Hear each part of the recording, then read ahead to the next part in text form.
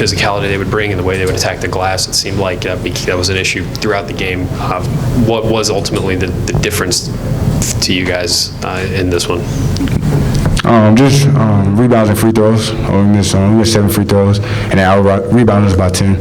So that really plays a big difference. That cut down second chance points a lot. If you hit free throws, we're not down 4 instead of down 1. It's just different situations. So I feel like we cut those down, we'll be in better shape. But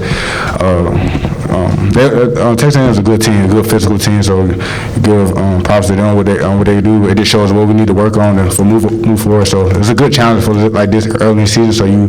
So you see what you need to work on and you can move forward from it. No, I agree. I think one thing we could have done better is probably get on the offensive boards more in the first half, and I think the second half, we had an emphasis on that. We got some more boards, but I think that was the difference in the game, like Bruce talked about. And I think obviously defensively we fouled a little bit too much, and then ultimately their free throws led to them winning, and then also their second chance points obviously led to them winning as well. When they are hitting the glass as effectively as they were for stretches, how does that wear on a team as a game goes on?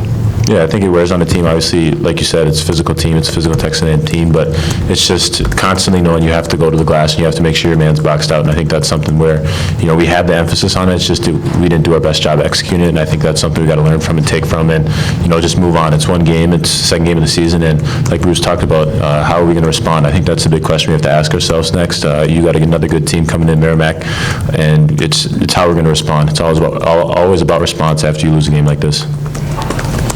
Jamison, some early foul trouble for you. What was it like working through that? And then just as a team, what was difficult about Texas A&M in the second half? Yeah, I think their guards, they got out, once they get downhill on that ball screen, it's hard to stop them.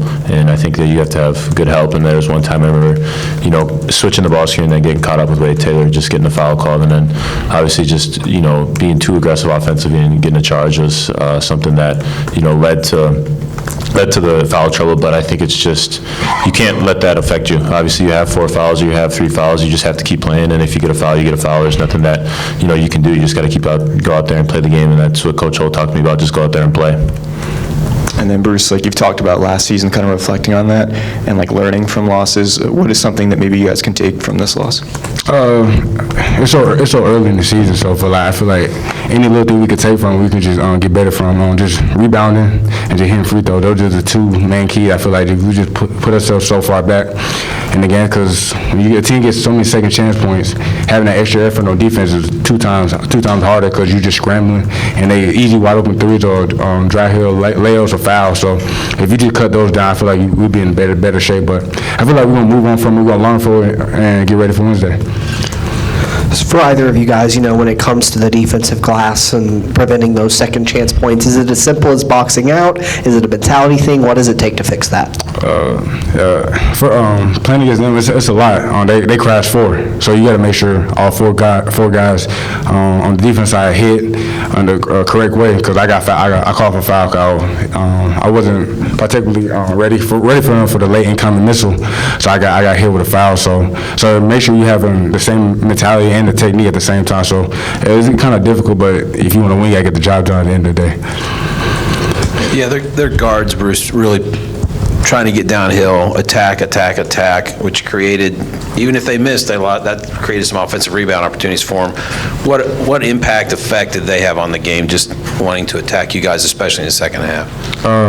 You have that much rim pressure. It's like a little tip outs. The other team can get out for threes, or they can attack the rim again. So, when the guard pressing the rim so hard, it puts you in a bad position that everybody scrambles. So we try to do our best to stay in front of our man at the end of the day, so we won't be in those situations, because for that team, they crash a lot of people at the same time. So them getting the ball back, so the same amount of chance we getting the rebound. So you're trying to balance out, just trying to make sure the rim pressure not so high, and make sure you just box out.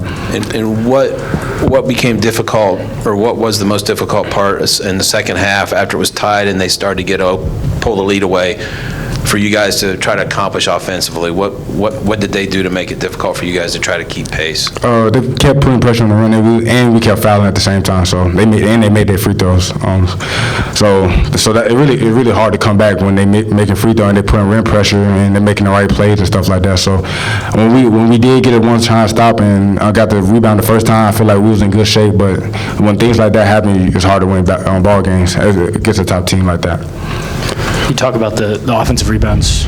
I mean, it ended 16-12, but second chance points, 19-9. I mean, is that ultimately the difference when you guys got the rebounds, you weren't able to turn them into the points that they were? Yeah, so like those second chance points, that plays a big difference. Also the free throws as well, but like 9-10, that we lost. I don't know how much we lost by, but if you at least cut that half the way down, it's a whole different ball game. So I feel like you just taking one possession at a time. I feel like just hit single, don't worry about the home run play, Jose. But I feel like just taking our time, just one possession at a time. I feel like we'll be in good shape. And Bruce, you in the second half had to kind of take over offensively. It looked a lot like last year at times when you had the ball in your hands. What was it going to take to balance? You've talked about a lot of guys can score on this team to get that balanced scoring kind of in crunch time. I still have the same faith in my teammates, as I was saying earlier. Just how they was playing, they were switching out a lot, so it gave me a lot of room in the gaps to get downhill and stuff like that. I feel like me, Rod, Jamison missed a lot of bunnies. Felix, I feel like we missed a lot of floaters, little bunnies that we usually hit all the time. But like I feel like that shouldn't dictate us from winning or losing. So I'm really just thinking about the rebounds and the free throws that really put us behind the 8-ball. Despite the loss, you guys finished ahead in bench points, 14-7. How encouraging is that to see that kind of scoring coming off the bench against a really good team like Texas A&M? I think it just shows our depth. I think when you look at it, you got a lot of guys who can go here and make plays, and I think that just contributes to what we have here. You look at the guys off the bench; they're always locked in and ready to come in. I think that's something that good teams have, and to have people that you can rely on the bench when maybe someone's in foul trouble, or maybe someone's not doing their job, you got someone on the bench who can come in and make an impact on the game.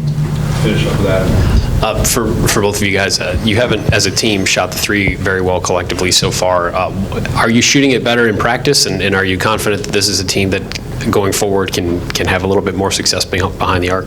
Yeah, no, 100%. I think when you look at it, there's slumps in basketball, and I think when you go through it, you just got to keep at it. I think, for myself and for everyone on this team, we work on it every day, and there's nothing that's going to deter us, regardless if we make or miss shots. We're going to be out here shooting every day, and we're going to stay confident. That's the biggest thing. You can't lack confidence when it comes to that stuff. If you let that happen, I mean, that's when it starts creating a snowball effect, and I think everyone on this team is as confident as they are. It's not going to be an issue, and, shots go in, shots miss sometimes, and you just got to stick with it and keep going. We're going to keep shooting at the end of the day.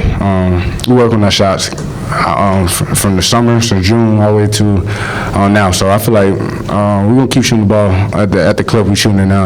I still have the same faith that J-Mo and anybody shooting the 3-ball on our team. So I feel like when it falls, it will be a different story. But the amount of hours we put in, the 3-point shot, the one more pass we're doing, I feel like it's going to come. So we're going to just keep shooting at the end of the day, and it's going to fall. And then at halftime, you guys had a lead. They closed, I think, on a 6-0 run. And just what was the conversation like at halftime? What were some of the keys that you were really trying to focus on at that point? It was gonna be a dogfight. We just knew it wasn't gonna be no blowout. We just gotta do the small things. Ended up that we didn't do the small things at the end of the day, so that really separated from winning and losing when you playing a top team like this. I'm glad we just figured out now like what we need to do now. So this was the type of environments and understanding of the big time games, like what we need to do to clinch big time games and stuff like that.